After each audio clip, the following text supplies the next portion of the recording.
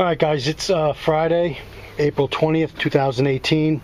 I wanted to do a video on my follow-up to the problem I'm having with my 7-way plug here. It's actually on the trailer end and my tow vehicle end, I'm not sure. They're just not mating up.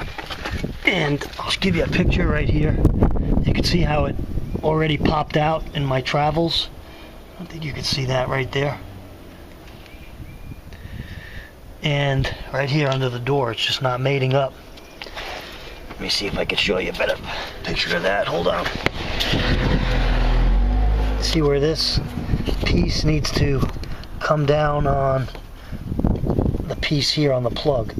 It just doesn't line up correctly.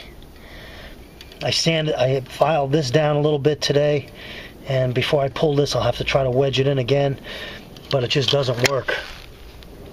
I put some cleaner, I'll show you that, contact cleaner on this. I put contact cleaner on the 7-way here. I also put some dielectric grease.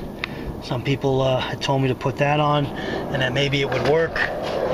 I bought the WD-40 contact cleaner, and again, this does not, when I go to put the plug in, it just doesn't, it gets to right there and I gotta force it. I gotta really force it in.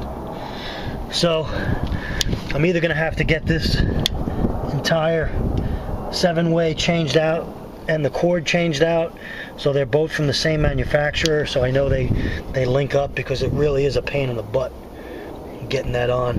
And if it falls off or pops off during travels, you know, your cord will get all messed up and you'll lose your brake lights. So if anybody has any suggestions or help with this, it'd be much appreciated. It's the back of the van here again. It keeps some onboard stuff here, tools and things like that. But yeah, please, anything on this 7-way that you could help me with, I would definitely appreciate it. Thank you guys. Take care. Anthony signing off.